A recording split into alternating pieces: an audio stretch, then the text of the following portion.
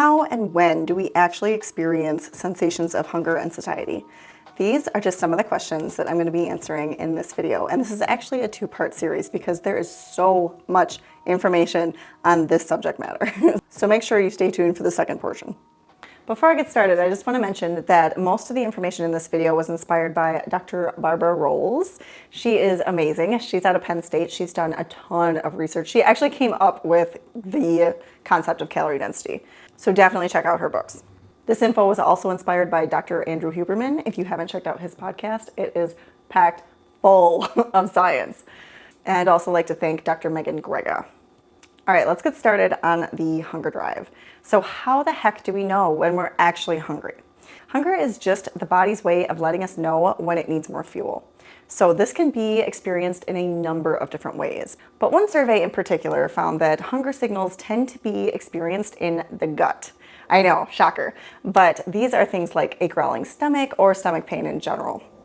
But more generalized sensations, if you can hear my dog snorting in the background, that's my pug. Let's see. Where are you? You can barely see him on that rug.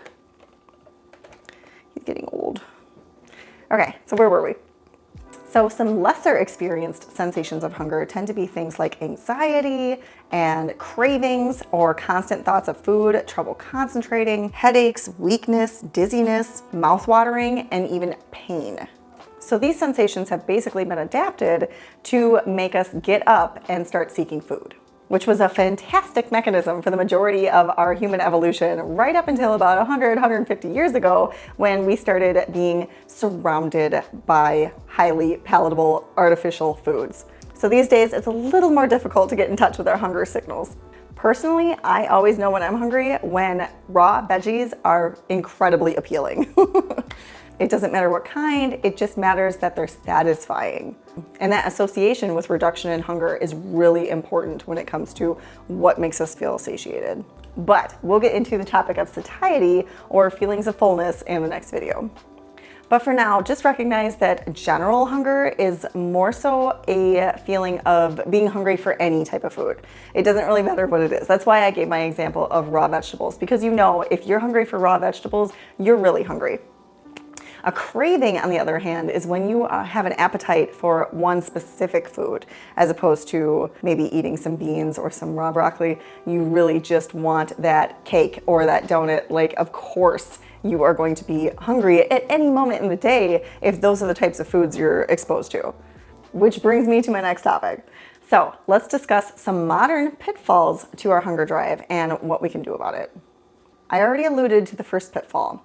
So this is true hunger versus toxic hunger. I believe Dr. Huberman coined this term, but he has it dead on.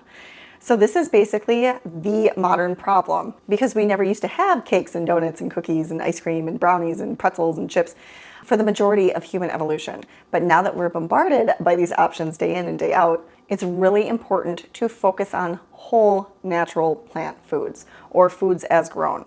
Legumes, whole grains, nuts and seeds, veggies and fruit, these are what our ancestors thrived on. This is what the human body is perfectly designed to consume. Why on earth are we going to trust the hot dogs that are being cooked at the gas station nearby?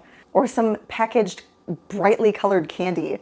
These foods have not been designed for our health. They have been designed for profit. So buyer beware. And if you're one of those people who are not as extreme as myself, I stay away from all of those chemical-laden foods as much as physically possible. I still consume things like mustards and vinegar and different spice combinations. Those are things that I find to be smartly refined as opposed to these profitably refined items. So if you are going to consume these foods on any occasion, make sure you're eating them at the end of a meal. So number one, you're not super hungry, so you're not finding yourself overindulging in that item, but also you're not relying on it to resolve those feelings of hunger. Because as soon as we start associating those feelings of reduction in our stomach aches and our fatigue and our headaches, we are going to want to consume that item in larger quantities on a more regular basis. So try to steer clear of those traps. The best way to do this is to set up your environment for success. Make sure that Any and all highly palatable foods are removed from your regular field of vision. So every time you have to open up a cupboard or the fridge or the pantry, just make sure that whoever you live with is cognizant of your wishes to support you in this endeavor and keeping their items just slightly out of view. Now, this doesn't have to be super inconvenient for the other individual. Just do it in a way that's comfortable for both of you and that you can, or all of you, depending on how many people you live with, and just negotiate, compromise. That's what living with people is all about. But this is another important point. The context or social situations that we put ourselves in have a big detriment or improvement in whether or not we conform to a healthy dietary pattern. This is such an important point I'm about to make. Who we eat with influences how much and what we eat. So much research has been conducted showing that people who hang out with certain social groups tend to all be approximately the same weight. So if you're hanging out with a bunch of friends that are diabetic and have a history of heart disease and have a lot of excess weight on their body, your chances of having similar qualities is fairly high. So I'm not saying you have to find a new group of friends if all of your friends fit this bill. What I'm saying is that you have to find your healthful resolve in this dietary pattern if you are going to succeed. So that means putting things into practice like eating before you go out to dine, particularly eating plenty of those complex carbohydrates or starches to keep you full well throughout the evening. You could also bring your own food to restaurants or celebrations or family gatherings. But first and foremost, don't feel you have to compromise your values and taking care of yourself just because of what other people are doing or how other people might judge you or respond to your behavior. It's hard enough following this dietary pattern in this society without also having to worry about judgments from friends and family. And if they do have judgments and are not supportive, maybe you don't need to spend as much time around those people because perhaps they're not as close as you thought they were. Unfortunately, I had the same situation happen to me. I had several friends when I started eating this way that I am no longer able to hang out with because it clashed so poorly with our two lifestyles. If you enjoyed that last tip, make sure you give this video a like. It really does help to support my channel. The next modern pitfall is probably the largest and most significant, and that's emotional eating. Depression, anxiety, and tension are all linked to eating outside of our hunger drive. That's pretty profound, but you don't have to be a victim to your own emotions. You can learn to recognize these emotions and label them correctly to separate the emotions from hunger.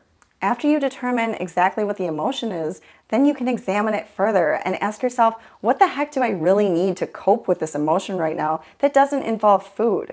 We could have any emotion be attached to our hunger drive. We could be excited, we could be happy, we could be celebratory. It doesn't necessarily have to be a bad or, a sad feeling. It just has to be a feeling. Pretty much any feeling leads to feelings of hunger in certain circumstances or certain individuals. But by putting a spotlight on them, recognizing them for what they are, building awareness around this, and finding suitable ways to cope with each of these emotions is going to be greatly beneficial. So some different strategies that you can use to cope that don't involve food are things like yoga, meditation, going for a walk, getting some sunshine, spending time with loved ones, calling a friend, listening to music, listening to a podcast, getting in touch with your spirituality, performing some kind of artwork, or playing a musical instrument. All of these things will help you cope with whatever emotion you're going through at the moment. My personal go-to has always been exercise, particularly vigorous exercise. It just has this wonderful way of resetting my wavelength so I can move on to bigger and better things. And you always get a greater sense of well-being post-exercise, particularly vigorous exercise. All right, guys, that's Hunger Drive in a nutshell. So next week, make sure you stay tuned to see the second portion that focuses on our satiety mechanisms and how to build awareness and increase sensitivity around those. And if you haven't checked out my whole food plant-based daily portion guide, I will link that video here because that is tremendously helpful when trying to figure out how to get in touch with these satiety mechanisms. As usual, I hope this was really informative. Make sure you leave me comments below if you have any ideas or questions for further videos, and I will see you in the next one.